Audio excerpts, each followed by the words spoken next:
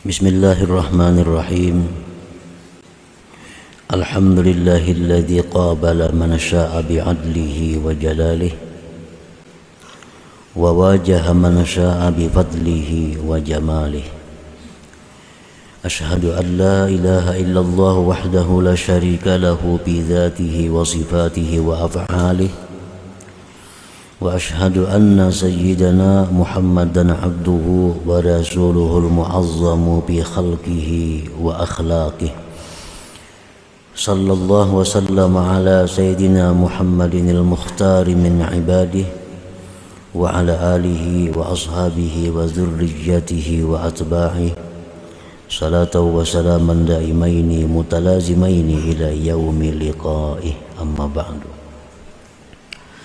Yang kita hormati dan kita cintai para habaib dan para alim ulama, guru-guru agama, para muhibbin, hadirin hadirat rahimakumullah. Pertama-tama kita memanjatkan syukur kehadirat Allah Subhanahu wa ta'ala, yang mana pada malam ini kembali mengumpulkan kita di tempat yang penuh berkah dan rahmat ini.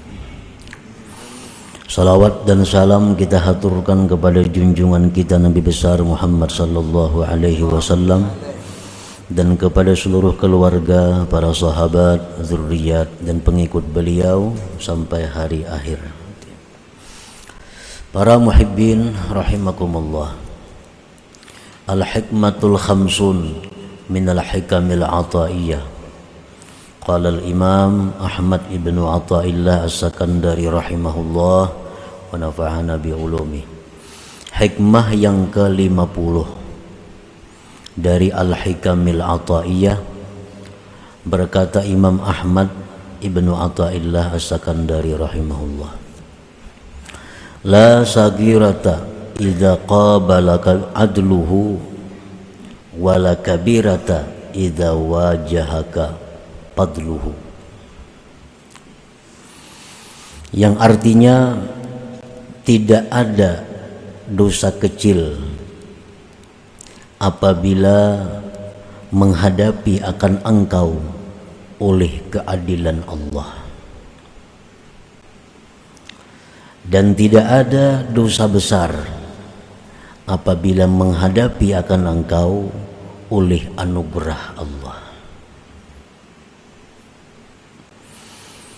Di dalam hikmah yang ke-50 ini beliau membahas tentang 4 hal. Yang pertama tentang dosa kecil, yang kedua tentang dosa besar, yang ketiga tentang keadilan Allah, yang keempat tentang kemurahan Allah, anugerah Allah. Jadi 4 perkara ini yang mana beliau membahas. Idza qabalakal haqqu ta'ala bi'adlihi wa jalalihi sarat dzunubuka as-saghair kabair. Apabila menghadapi akan engkau oleh Allah Ta'ala dengan keadilannya dan kebesarannya, jadilah dosa-dosa engkau yang kecil itu besar.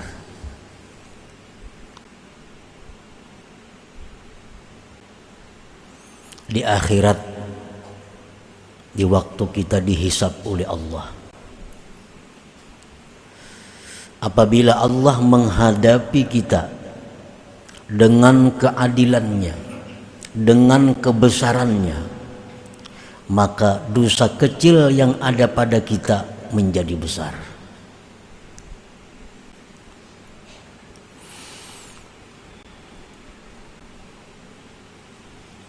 Apabila Allah di hari hisab nanti memperhitungkan amal perbuatan kita, 1 persatu. dihitung dengan nikmat-nikmatnya, dihitung lagi dengan perbuatan-perbuatan jahat kita, dan Allah tidak akan memandang yang selain daripada itu.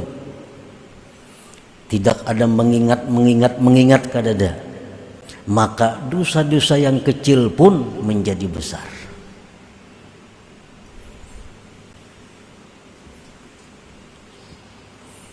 Bahasa kitanya, apabila Allah itu kadang mau kurang lebih lawan kita di hari mahsyar kaina, Allah kadang kurang lebih lawan kita pas-pasan. Nah, maka kita kadang akan punya dosa kecil lagi. Seluruh dosa kita itu menjadi dosa besar.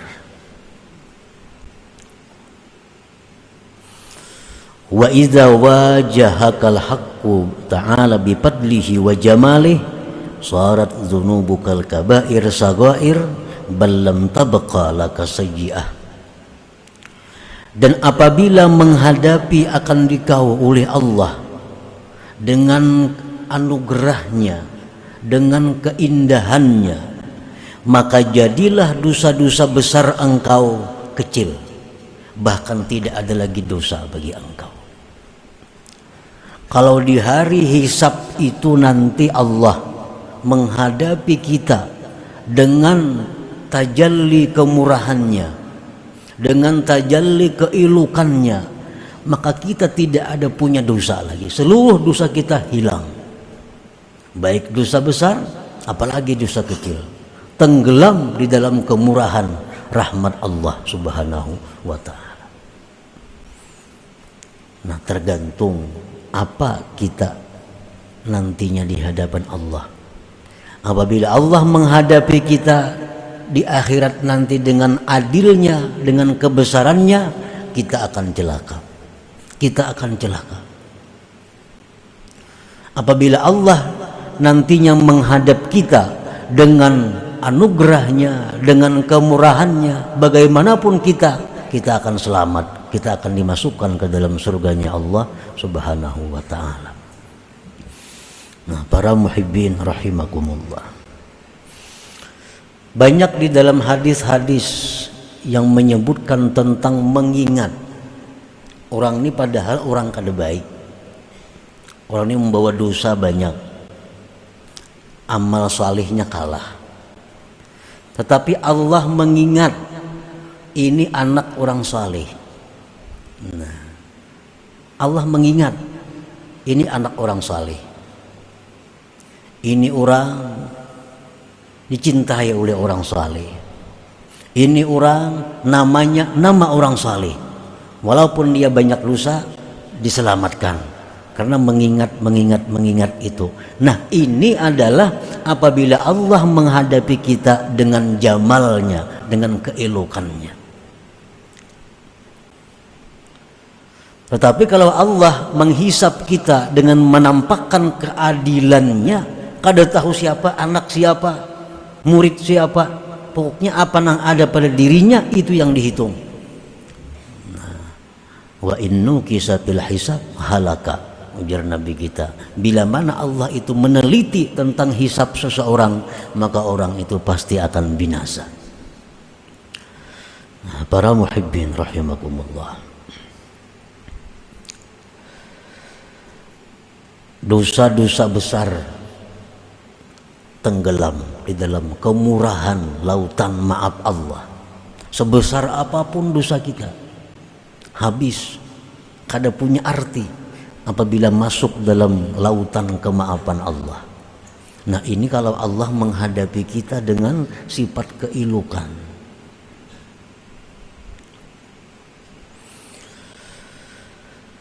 Seperti apa dosa-dosa besar itu? Para ulama menjelaskan al-kabair kullu ma jaa fihi wa'id minallah bi azab fil akhirah au unitat bihi uqubatun fid dunya kal had wa ghairi.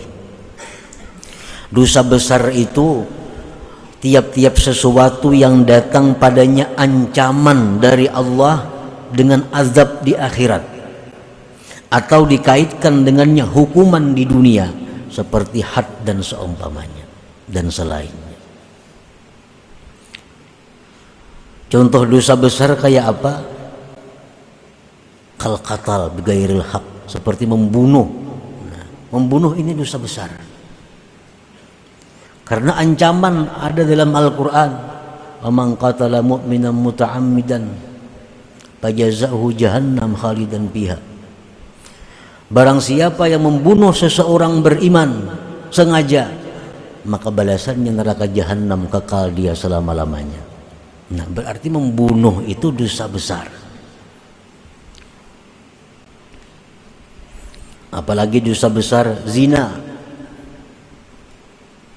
Allah berfirman, "Wa may yaf'al dzalika yalqa athama yudha'af lahul azab yaumal qiyamah wa yakhlud fihi muhana."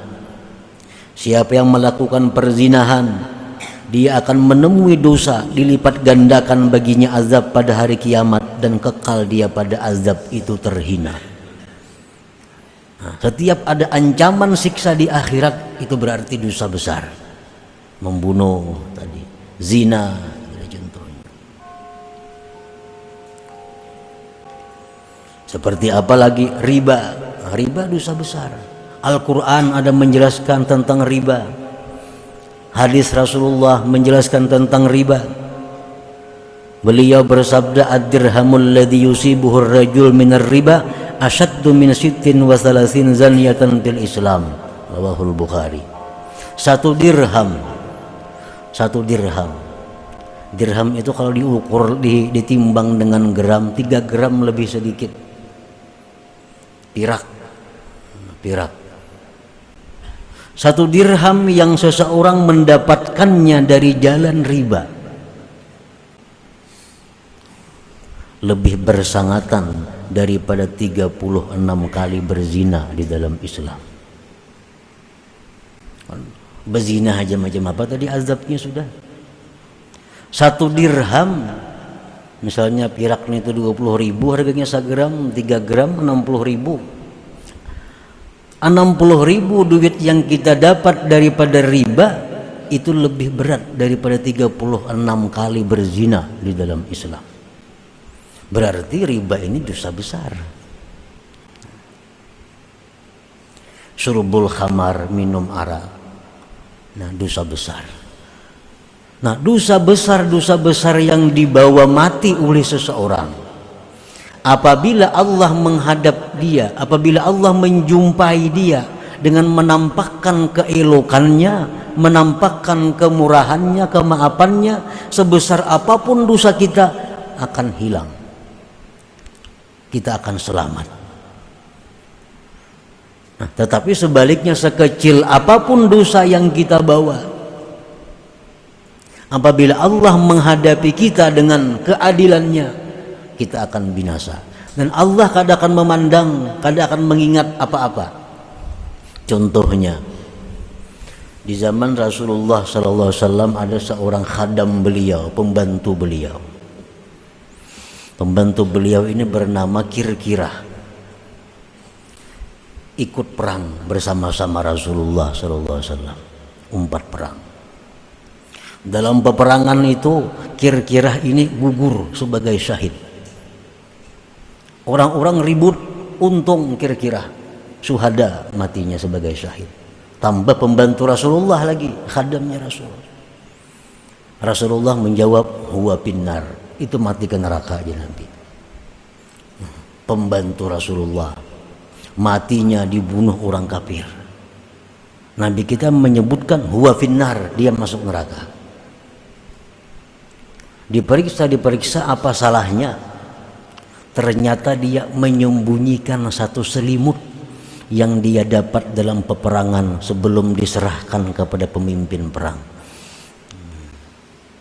Kan mestinya harta yang dapat peperangan itu semua diunjuk dulu kepada pemimpin perang, komandan. Nah, karena komandan ini membagi, ini dapat sekian, kira-kira kada begitu dapat disembunyikannya, masuk neraka. Nah, ini contoh orang yang dihadapi Allah dengan keadilan. Allah kadang memandang ini gugur sebagai syahid, kadang memandang. Allah kadang memandang ini pembantu Rasulullah, kadang dipandang Tuhan. Yang dipandang Tuhan, dia adalah khianat terhadap harta rakyat. Khianat terhadap harta rakyat. Itu kan barang rakyat, ampunnya masih belum dibagi. Nah, ini contoh orang yang mana berhadapan dengan keadilan Allah. Berhadapan dengan keadilan Allah. Nah, para muhibbin rahimakumullah. Lalu bagaimana caranya? Bagaimana usaha-usaha kita agar kita ini mati menghadap Allah, Allah menemui kita dengan keilukan, jangan dengan keadilan. Allah menemui kita dengan kemaafan, bukan dengan kebesaran. Nah, ini yang perlu kita cari. Karena sebesar apapun ibadah kita, kalau Allah menemui kita dengan keadilan, ibadah yang sebesar apapun itu menjadi hilang seperti debu. Sebaliknya, sebesar apapun dosa yang kita bawa, kalau Allah menemui kita dengan kemurahannya, dosa besar tadi pun akan hilang seperti debu. Nah, para muhibbin rahimakumullah. Jadi yang kita cari adalah bagaimana usaha kita, bagaimana petunjuk Rasulullah SAW agar kita ini mati karena Allah menemui kita bukan dengan keadilan itu, dengan kemaafan, dengan kemurahan. Nah, para ulama menjelaskan, kalau ingin ditemui Allah di akhirat nanti dengan keilukan, dengan kemurahan, amalan yang pertama di dalam dunia ini adalah at-taubah, tobat. Tobat. Kalau kita membiasakan tobat, sebesar apapun dosa kita, kita di akhirat ada harapan besar ditemui Allah dengan keindahan Allah. Kita ambil contoh cerita yang dahulu. Seseorang ini membunuh 100 manusia. Nah, 100 manusia. Minta petunjuk kepada orang alim, apakah bisa tobat? Nah, aku ini sudah membunuh 100 orang. Ujar orang alim itu bisa ikam tobat. Tapi kamu jangan diam di sini, ini kampung kada baik. Ikam pindah ke sana. Di sana kampungnya baik. Berangkatlah dia menuju kampung itu. Di tengah jalan mati. Malaikat azab, malaikat rahmat berebut. Ya, malaikat azab, ini orang, aku ampunnya. Ini membunuh 100 orang. Ujar malaikat rahmat, ini ampunku karena ini sudah ada niat hendak tobat. Nah, akhirnya Allah dengan sifat kemurahannya, dengan sifat kemaafannya, Allah berfirman, ujar Tuhan, itu punya malaikat rahmat. Nah, punya malaikat rahmat. Akhirnya apa? Dibawa oleh malaikat rahmat, dimasukkan ke dalam surganya Allah.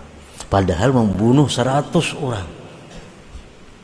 Kalau Allah menemui dengan keindahan, Allah menemui dengan kemaafan, walaupun 1 juta orang yang kita bunuh, itu akan hilang dalam lautan maaf Allah. Jadi kalau kita hendak Tuhan itu menemui kita dengan indah, dengan kemaafan, nah, dengan banyak pertimbangan-pertimbangan, maka biasakanlah tobat. Satu itu. Yang kedua, agar kita di akhirat itu ditemui Allah dengan sifat keindahan dan kemaafannya, as-sakha, pemurah. Pemurah. Nah, kalau kita ini pemurah, Allah tidak akan gampang mengazab orang pemurah ini. Penuh pertimbangan, penuh perhitungan. Karena begitu orang pemurah ini mati, Orang-orang yang pernah dikasihnya, diberinya, mendoakan kepada si pemurah ini. Bahkan bumi pun mendoakan kepada Allah agar si pemurah ini jangan disiksa, jangan diazab. Orang pemurah. Dikisahkan oleh Rasulullah Sallallahu Alaihi Wasallam di zaman dahulu ada seseorang ahli ibadah selama 60 tahun berkhalwat. 60 tahun kada tahu urusan apa-apa, khusus beribadah kepada Allah. Begitu suatu hari si seseorang ini turun dari tempat khalwatnya, melihat ada seorang perempuan. Kepingin hati si ahli bosnya perempuan itu 60 tahun tak kurung, langsung melihat napa-napa, ada bini-bini, siapa itu? Akhirnya bini-bini dipandirinya, dibujuknya, mau terjadi perzinahan. Menurut satu riwayat selama 6 malam. Perzinahan. Habis berzina, laki-laki ini menyesal dan dia ada mempunyai 2 potong roti. 2 potong roti. 2 roti ini ada yang mau minta diberikan kedua-duanya, ambil. Laki-laki ini akhirnya mati. Ditimbang amalnya laki-laki ini, amal ibadah 60 tahun itu hancur habis karena berzina tadi. Hancur. Bayangkan, perbuatan zina ini merusak ibadah yang telah berlangsung selama 60 tahun. Tetapi karena laki-laki ini pemurah, ada 2 potong roti yang dia berikan kepada orang yang perlu. 2 potong roti ini ditimbang dengan perzinahan, ternyata 2 potong roti ini menang. Maka akhirnya si laki-laki ini masuk surga. Bukan karena ibadah 60 tahun, tapi karena dia dermawan, karena dia pemurah dengan memberikan 2 potong roti itu. Nah, ini contohnya. Orang yang pemurah itu selalu ada yang menyelamatkan dia daripada keadaan-keadaan yang gawat seperti itu. Para muhibbin rahimakumullah. Yang ketiga, hubbu man ahabbahullah. Cinta kepada orang yang dicintai Allah. Hubbu man ahabbahullah. Cinta kepada orang yang dicintai Allah. Nah, ini akan menyelamatkan kita. Allah akan menemui kita dengan keelokannya, bukan dengan kebesarannya. Orang ini kata pipa ibadat kada, banyak lagi maksiatnya pula. Tapi urusan mencintai orang-orang yang dicintai Allah ini nomor 1. Cinta kepada Rasulullah, cinta kepada keluarga Nabi, cinta kepada orang-orang saleh, dia cinta. Nah, ini orang mati, dia akan ditimbang oleh Allah. Walaupun ini banyak dosa, walaupun ini banyak maksiat, tapi ya Tuhan, ini orang nih, ini cinta kepada orang-orang yang kucintai. Nah, dengan itu Allah menghadap dia dengan keelokan, dengan kemaafan dan kemurahannya. Nah, para muhibbin rahimakumullah. Seorang laki-laki pernah datang kepada Rasulullah sallallahu alaihi wasallam. Faqala, ya Rasulullah, kaifa tara bi rajulin ahabba qauman wa lam yalhaq bihim. Wahai Rasulullah, bagaimana pendapat pian? Ada seorang laki-laki, dia ini cinta kepada suatu kaum. Dia cinta kepada orang-orang saleh, tapi nya kada beramal kayak orang saleh. Nya kada beramal. Cuma kalau urusan mencintai orang saleh, membela orang saleh habis-habisan. Tapi kalau wirid orang saleh kada dibacanya.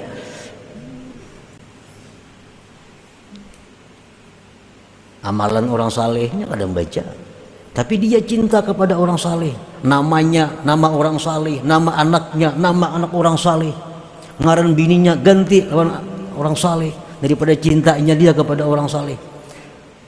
Tapi kalau urusan bewiritnya kada kawa nuruti orang saleh, cuma mudah cinta.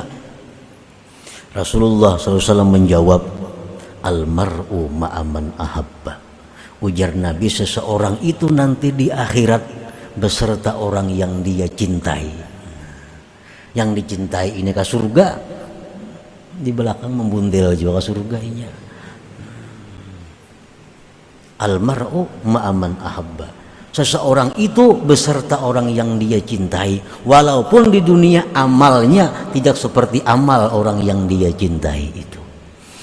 Nah, para muhibbin rahimakumullah, jadi membiasakan tobat, bersifat pemurah, cinta kepada orang-orang yang dicintai Allah, ini satu sebab jalan agar di akhirat nanti Allah menemui dengan kemudahan, dengan keindahan, dengan kemaafannya.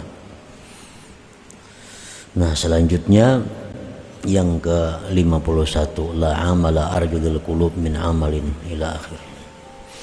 Ila hadratin Nabi sallallahu alaihi wasallam, al-Fatihah.